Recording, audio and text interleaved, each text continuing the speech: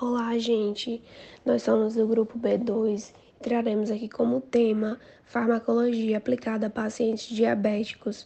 O nosso docente é o professor Sebastião e o grupo é composto por eu, Ana Beatriz, Emily, Salatiel, Geisa, Gislane e Matheus.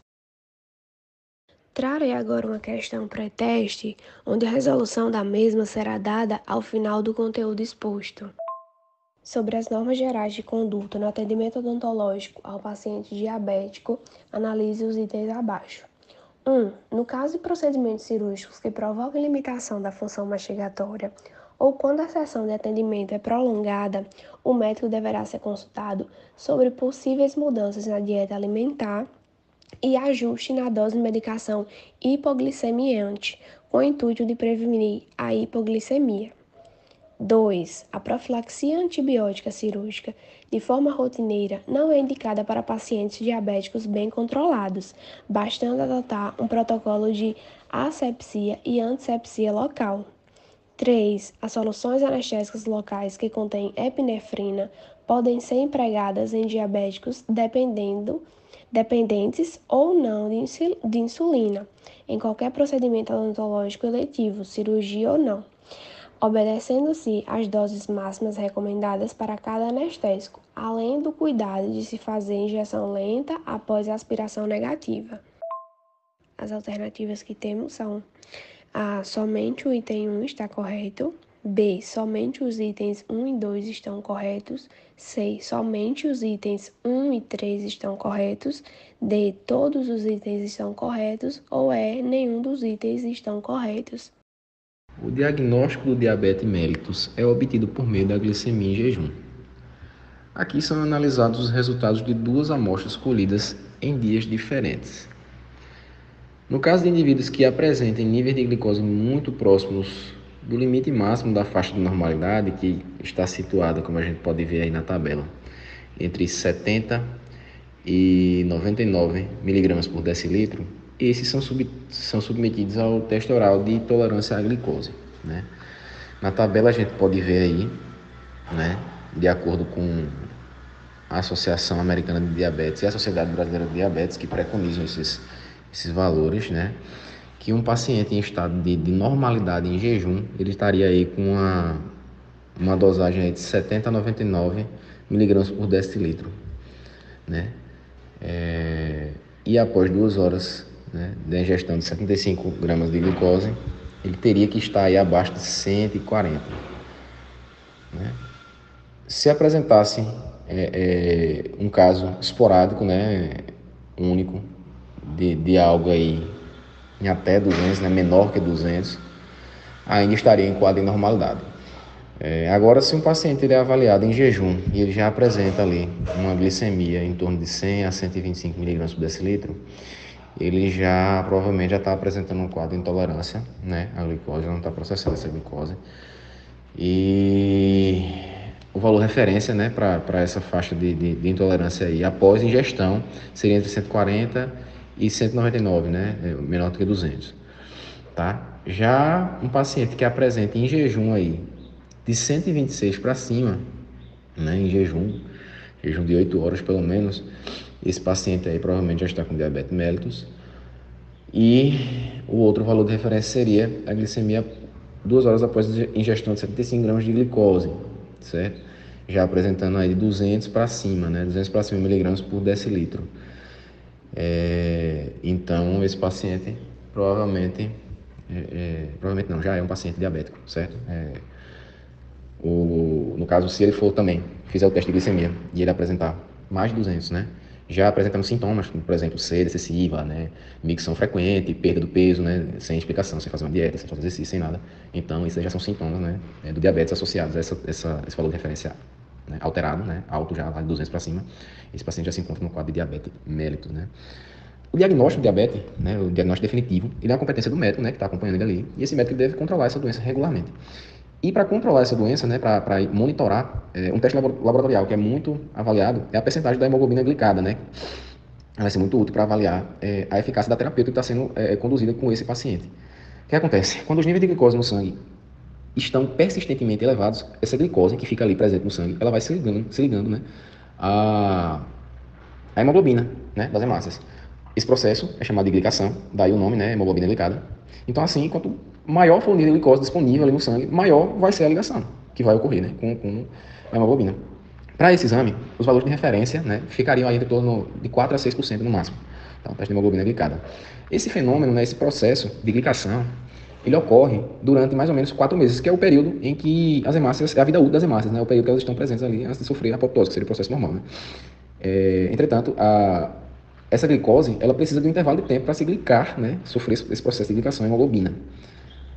A ligação, a glicemia dos últimos 30 dias antes do teste, ela vai contribuir com 50% da hemoglobina glicada medida, né, dosada.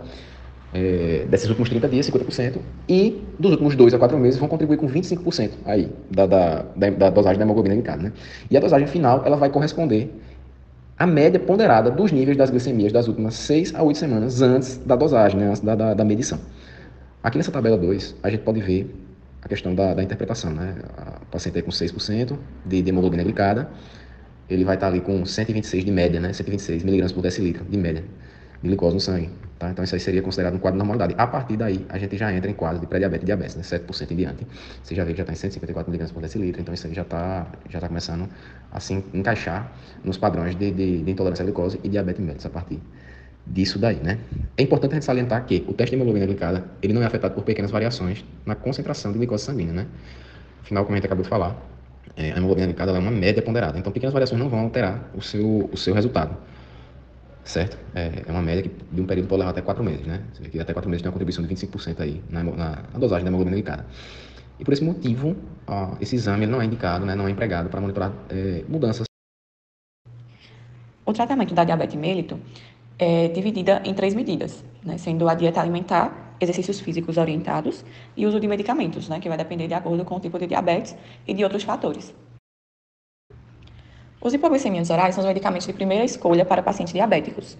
E dentre eles, as sulfonilureias são a primeira escolha para pacientes diabéticos tipo 2 não obesos. Já se tratando de pacientes diabéticos tipo 2 obesos ou com sobrepeso, a metformina será o medicamento de primeira escolha.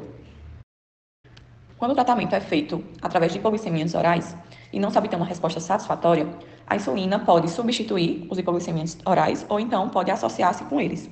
Quanto à insulina, ela é mais empregada a pacientes diabéticos tipo 1. E existem vários tipos de preparações, podem ser naturais, que no caso elas são extraídas de pâncreas de boi ou de porcos, ou pode ser obtida através de síntese bacteriana, que é a insulina humana. No que se diz respeito ao tempo de duração, a insulina ela pode ser de ação curta, que é a rápida, intermediária, que é a lenta, ou a prolongada, que é a ultralenta. E ela deve ser prescrita exclusivamente por médicos. E o dentista não pode, em hipótese alguma, alterar a dosagem nem dos hipoglicemiantes e muito menos das insulinas. Anamnese dirigida. Se na anamnese de rotina o dentista constatar que o paciente é diabético, ele deverá obter informações detalhadas sobre o controle da doença, visando o planejamento do tratamento odontológico. Então, as seguintes questões básicas devem ser feitas. Você está sendo acompanhado pelo médico regularmente? Quando foi feito o último exame de glicemia e hemoglobina glicada? De quais medicamentos você faz uso? Diariamente, qual a sua dieta alimentar? Recentemente você teve alguma complicação decorrente da doença? Cuidados pré e pós-operatórios. No dia agendado para uma determinada intervenção, o cirurgião dentista deve certificar-se se o paciente se alimentou de forma adequada e fez uso da medicação. Se ele achar necessário, pode avaliar a glicemia também no consultório através do glicosímetro. Em caso de procedimento cirúrgico que provoque limitação da função mastigatória, né? Exemplo, exodontias de terceiros molares inferiores, ou quando a sessão de atendimento é prolongada, o médico deverá ser consultado sobre possíveis mudanças na dieta alimentar e ajustes na dose da medicação hipoglicemiante, com o intuito de prevenir a hipoglicemia. A ansiedade e o medo, eles são sintomas, assim, que necessitam de um certo controle, né? Visto que eles podem estimular a secreção de catecolaminas, como no caso a adrenalina e a noradrenalina, isso aí pode resultar num possível aumento dos níveis de glicose no sangue.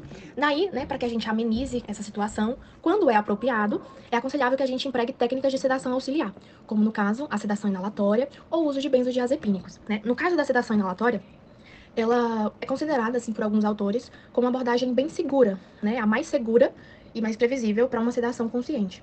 Já o uso dos benzodiazepínicos, ele não é contraindicado, né? Especificamente o uso do diazepam e do lorazepam para tratar a ansiedade em si do paciente, por mais que eles causem uma certa hipossalivação, o uso deles na sedação mínima não é contraindicado.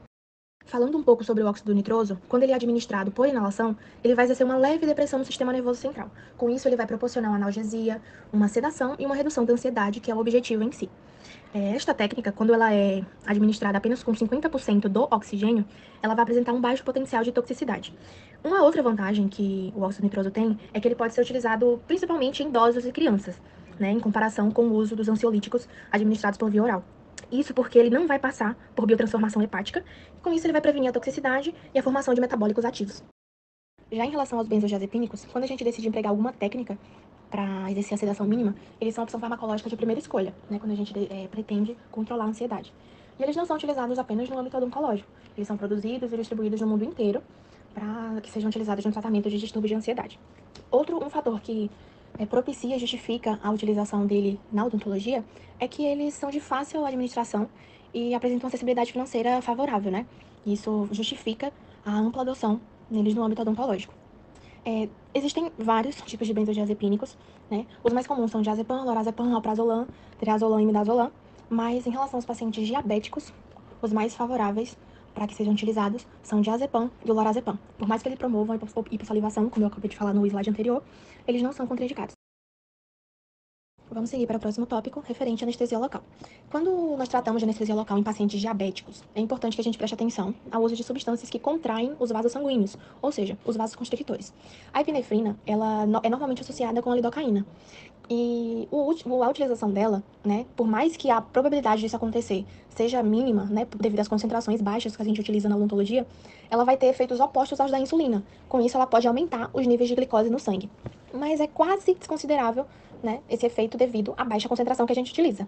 Né? O risco mais elevado que pode ocorrer é em pacientes diabéticos não controlados, né, e naqueles que recebem a insulina.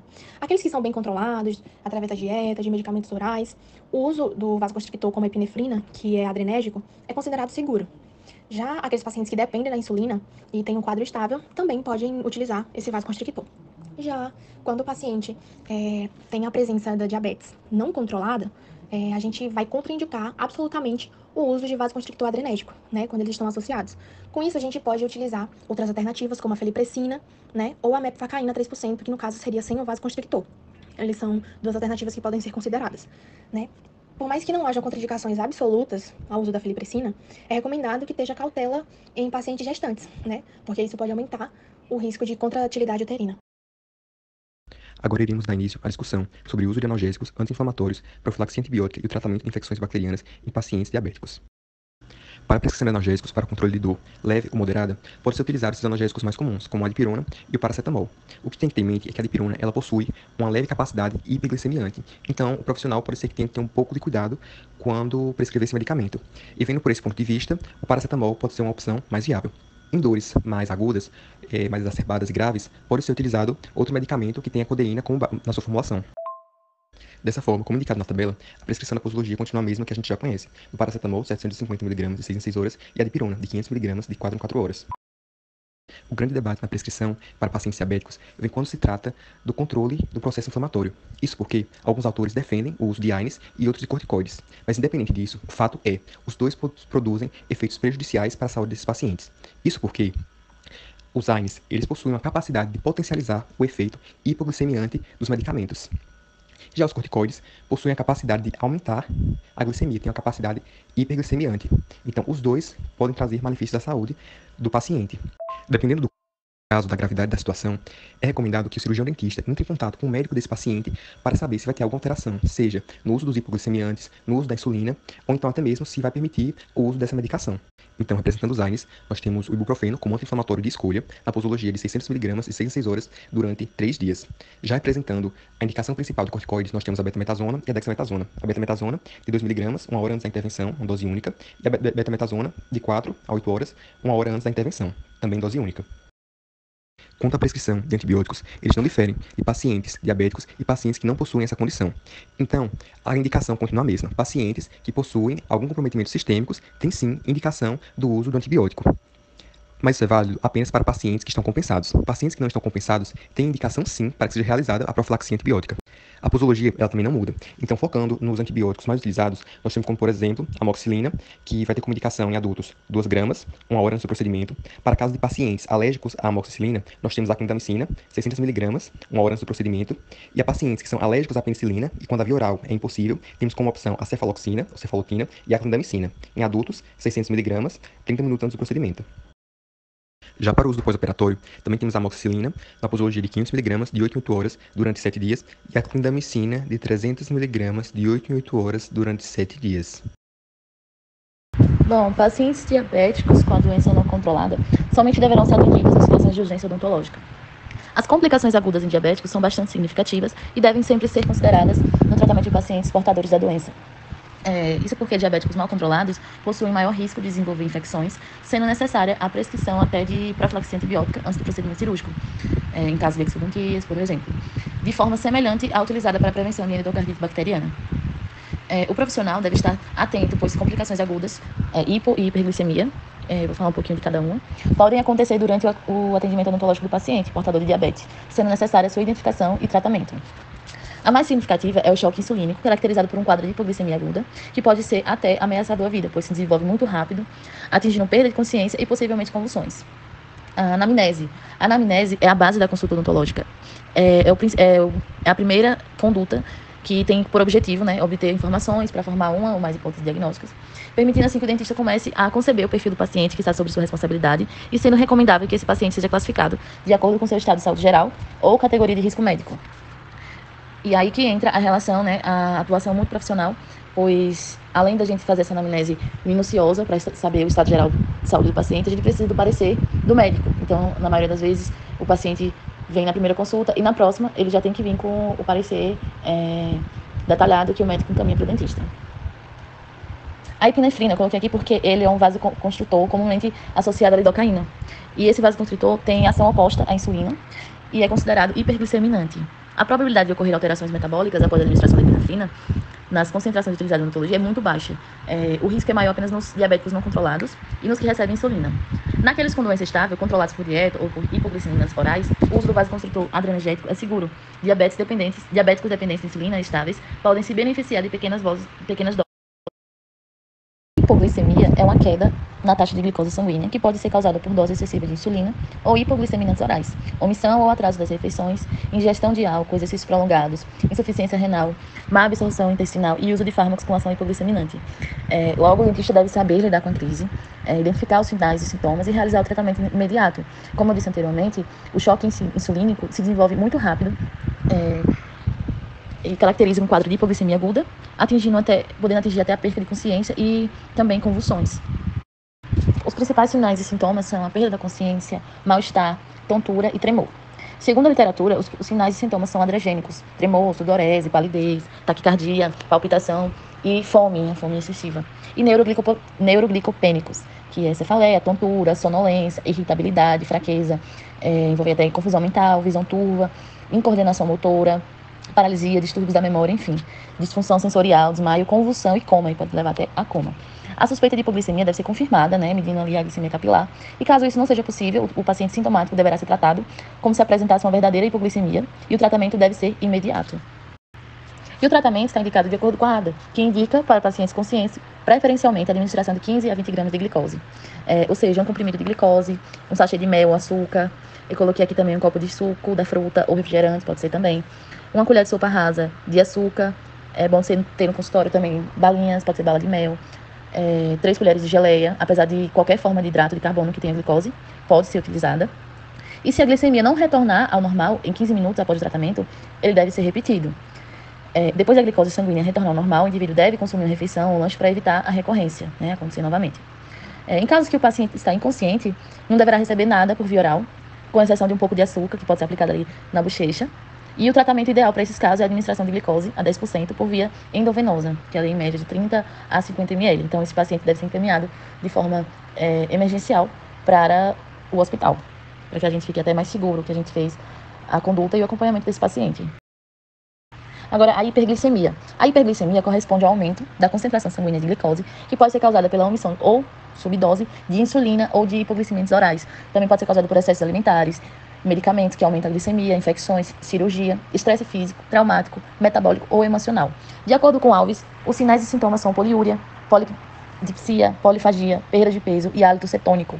E se não controlada, pode evoluir para uma cetoacidose diabética, que se caracteriza por taquicardia, hipotensão, náusea, vômito, dor abdominal e desidratação, que é ali quando a mucosa oral fica seca e a saliva fica bem grossa, espessa. Respiração de Kussmaul, que é a respiração rápida e profunda, então o dentista deve estar atento a esses sinais. Alteração do sensório, choque e coma também. Suspeita de hiperglicemia deve ser confirmada ali pela medida da glicemia capilar, e isso em tratamento em casos leves, se for possível, dentro do consultório. Pois o tratamento nos casos leves relaciona-se à alteração sob orientação médica, e mais uma vez a gente fala de atuação médico-dentista, e das doses dos medicamentos utilizados pelo paciente. Então, o dentista precisa saber quais são essas doses, e em casos de hiperglicemia grave, o paciente deverá ser encaminhado para uma unidade de emergência. Outra consideração importante é sobre a prescrição medicamentosa para pacientes com diabetes. Salatia já apresentou bem aqui, mas eu gostaria de frisar que anti-inflamatórios não esteroidais, que são os AINES e a cefalexina, podem potencializar os efeitos do hipoglicemiantes orais, aumentando o risco de hipoglicemia. Os anti-inflamatórios esteroidais, que são os corticoides, podem agravar hiperglicemia. Não esteroidais podem agravar e aumentar o risco de hipoglicemia, e esteroidais podem agravar a hiperglicemia. A prescrição desses medicamentos deve ser criteriosa, sendo necessário entrar em contato com o médico assistente, o médico que está tratando também do seu paciente, para ajustar sua posologia. O uso prolongado de esteroides tópicos por um período contínuo superior a 2 semanas pode resultar em atrofia da mucosa oral e candidíase secundária, que também aí são complicações. A atuação multiprofissional, a relação com o médico, e com toda a equipe. Seguindo as normas e manuais técnicos do Ministério da Saúde, deve-se priorizar o tratamento odontológico nos pacientes diabéticos, pois as infecções agudas e condições inflamatórias podem aumentar a taxa de glicose, devendo haver a troca de informações entre os profissionais da equipe de saúde em relação à gravidade da doença, grau de controle, ajuste na dose de medicamentos, recomendações quanto à dieta e avaliação de risco. Risco-benefício quanto ao uso de medicamentos e aos procedimentos invasivos. Então, sentar ali, fazer uma avaliação, será que vale a pena? Qual é o benefício? É necessário considerar os procedimentos que devem ser feitos. E montar um plano de tratamento baseado também no estado de saúde geral do paciente. Pois o cuidado em saúde bucal para pacientes com diabetes é fundamental para a manutenção dos níveis glicêmicos e não deve ser deixado de ser feito, e deve contemplar a orientação da dieta, controle do biofilme dental e acompanhamento do médico, certo? Vários momentos do atendimento odontológico é importante conversar com o médico que atende seu paciente diabético para saber quais as medicações, a prescrição, e também o dentista deve ajustar a posologia. O dentista tem que fazer essa associação e escolher anestésicos e medicação baseada no estado de saúde geral, mas também no que o médico fala e diz para esse paciente. Bom, chegamos ao final e eu espero que todos tenham conseguido responder essa questão, onde a alternativa correta é a letra D. Todos os itens da questão estão corretos. Bom, Geisa, o teu exame de imagem chegou aqui já, a panorâmica que a gente tinha solicitado. E tendo feito o exame clínico, que tu já tinha falado, eu achava que a gente ia precisar fazer uma cirurgiazinha pequena, odontia, e de fato vamos precisar. Ô doutor, eu sou diabética. Você é diabética? Sou. Como é que estão suas taxas, sua glicemia? Tem um tempinho já que eu fiz os exames. Tem um tempinho, mas você tá bem, Aparentemente você tá se sentindo bem. Acho que não vai ter nenhum problema, não. Tá certo. Mas vai demorar a cirurgia? Que eu tô com fome e sair daqui eu quero ir direto comer. Não, é rapidinho. Bom, Liz, o que é que te trouxe hoje aqui no consultório? Tá sentindo alguma coisa? Tô, doutor. Eu tô sentindo há uns 3 dias, tô sentindo uma dor de dente bem forte. Tá sentindo uma dor de dente bem forte, Antes da gente fazer o exame clínico, tem umas perguntinhas que eu preciso que você responda por coisa de praxe, A queixa, a sua queixa principal, dor de dente. Eu só preciso saber de algumas informações a respeito de saúde, Como é que é? Você tem hipertensão? Não sou hipertensa, não. Não, problema no coração? Também não. Problema nos rins? Não. É alérgico a algum medicamento?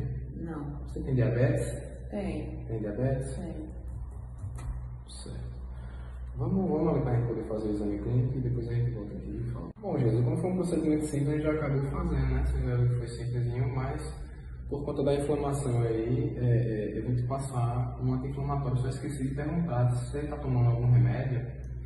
Pra diabetes? É. Eu tomo um pra baixar a glicose, eu só não lembro ainda o nome Não lembro o nome, né? Não tem problema não. Ó, eu vou te passar aqui. Eu tenho aqui já, nimesulida. Você vai tomar, tá? Eu vou só prescrever para você aqui a posologia, certo? Só um minutinho.